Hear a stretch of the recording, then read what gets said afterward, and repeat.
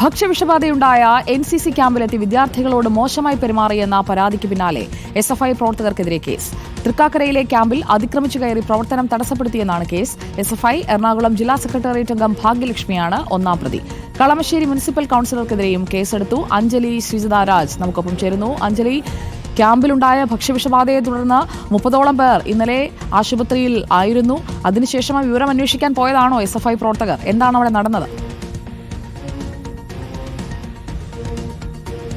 സുജയ പാർവതി, ഇന്നലെ രാത്രിയായിരുന്നു ഈ സംഭവം ഉണ്ടായത്. അതായത് തൃക്കാക്കര KMM കോളേജിൽ 75ഓളം വിദ്യാർത്ഥികൾ, അതായത് ആദ്യഘട്ടത്തിൽ 30 ആണെങ്കിൽ പിന്നീട് 75ഓളം വിദ്യാർത്ഥികൾ ആശുപത്രിയിൽ പ്രവേശിപ്പിച്ച ഒരു സാഹചര്യം ഉണ്ടായി. തുടർന്ന് ഇവരുടെയൊക്കെ ആരോഗ്യനില ഇപ്പോൾ തൃപ്തികരമാണ്.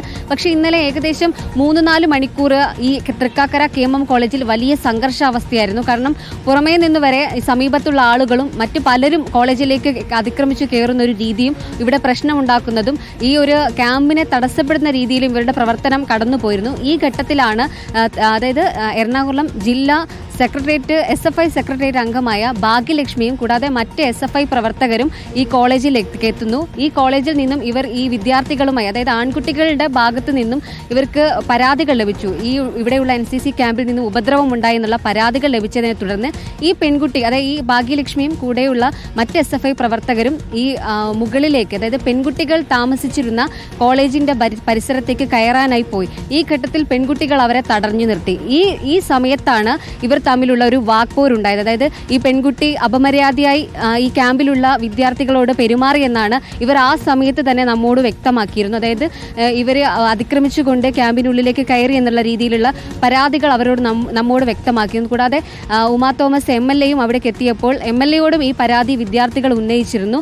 തുടർന്ന് പോലീസ് ഇപ്പോൾ ഈ വിഷയത്തിൽ സ്വമേധയാ കേസെടുത്തിരിക്കുകയാണ്. കാരണം ഈ പെൺകുട്ടി അവിടേക്ക് അതിക്രമിച്ച് കയറി എന്ന രീതിയിൽ, അതായത് ഈ ക്യാമ്പ് തടസ്സപ്പെടുത്തി ഇത്തരത്തിലുള്ള ക്രമസമാധാന ലംഘനം വരെ അവിടെ ഉണ്ടായി എന്നുള്ള കുറ്റകൃത്യങ്ങളാണ് ഭാഗ്യലക്ഷ്മിയും കൂടാതെ BJP കൗൺസിലറായ കളമശ്ശേരി കൗൺസിലർ പ്രമോദ് എന്നിവർക്കെതിരെ ഇപ്പോൾ കേസെടുത്തിരിക്കുന്നത് തൃക്കാക്കര പോലീസ്.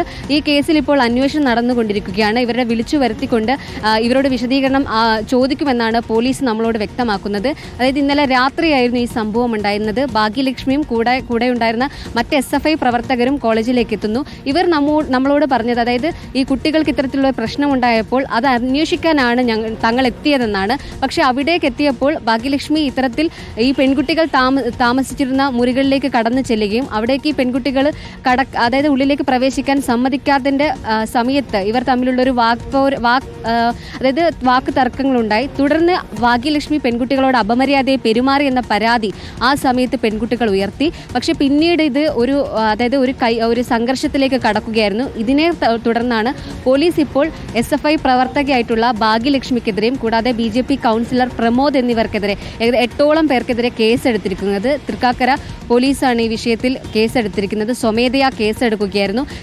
NCC ക്യാമ്പ് ഭക്ഷ്യവിഷബാധ ഉണ്ടായതിനെ തുടർന്ന് അതായത് വലിയ പ്രശ്നങ്ങളാണ് അവിടെ തുടർച്ചയായി മണിക്കൂറുകളോളം നീണ്ടുനിന്നത്. ഈ സാഹചര്യത്തിൽ പുറമേ നിന്നൊരാൾ എത്തി കോളേജിൽ, അതായത് ഈ NCC ക്യാമ്പിൽ പ്രശ്നമുണ്ടാക്കി, ഈ ക്രമസമാധാന ലംഘനം നടത്തി.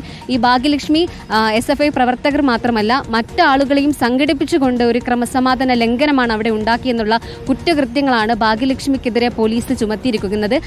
ഉടൻ തന്നെ, അതായത് ഇതിന്റെ ബാക്കി ഭാഗ്യലക്ഷ്മിയെ ഈ സ്റ്റേഷനിലേക്ക് വിളിച്ചു വരുത്തുന്നു. കൂടാതെ ഈ BJP കൗൺസിലർ ഉൾപ്പെടെയുള്ളവരെയും ഈ സ്റ്റേഷനിലേക്ക് വിളിച്ചു വരുത്തി ചോദ്യം ചെയ്യലുകൾ ഉണ്ടാകുമെന്നാണ് തൃക്കാക്കര പോലീസ് നമ്മളോട് വ്യക്തമാക്കുന്നത്. ഇന്നലെ ഉമാ തോമസ് MLA കോളേജിൽ എത്തിയപ്പോഴും വിദ്യാർത്ഥികൾ വലിയ രീതിയിലുള്ള പരാതികൾ ഉന്നയിച്ചിരുന്നു. അപമര്യാദയെ പെരുമാറി അവർ താമസിച്ച സ്ഥലങ്ങളിലേക്ക് അതിക്രമിച്ച് കയറി തുടങ്ങിയുള്ള ആരോപണങ്ങളായിരുന്നു ആ സമയത്ത് ഉന്നയിച്ചിരുന്നത്. ഇതിൽ ഭാഗ്യലക്ഷ്മിയുടെ ഭാഗം എന്ന് പറയുന്നത്, താൻ അങ്ങോട്ടേക്ക് അതിക്രമിച്ച് കയറുകയല്ലായിരുന്നു. ഈ ആൺകുട്ടികൾ പരാതി പറഞ്ഞതിനെ തുടർന്ന് അവരെ മർദ്ദിച്ച അതായത് ഇവരുടെ NCC അധ്യാപകൻ, അതായത് സാബ് എന്ന് വിളിക്കുന്ന വ്യക്തി അവിടെയുണ്ട്. അദ്ദേഹത്തോട് എന്തിനാണ് കുട്ടികളെ മർദ്ദിച്ചതെന്ന് കാര്യം ചോദിക്കാൻ വേണ്ടിയാണ് അങ്ങോട്ട് ചെന്നത്. ഈ സമയത്താണ് പെൺകുട്ടികൾ അങ്ങോട്ടേക്ക് കടത്തിവിടാത്തതിനെ തുടർന്ന് തനിക്ക് അവരോട് പ്രകോപന രീതിയിൽ സംസാരിക്കേണ്ടി വന്നത് എന്നാണ് പറയുന്നത്. എന്ത് തന്നെയാലും ഇതിൽ വിശദമായ അന്വേഷണം പോലീസ് ആരുടെയും പരാതി എടുത്തിരിക്കുന്നത്. എന്തായാലും ക്യാമ്പിന്റെ പ്രവർത്തനം തടസ്സപ്പെടുത്തി എന്നതാണ് പരാതി. അഞ്ജലിയാണ് വിവരങ്ങൾ നൽകിയത്.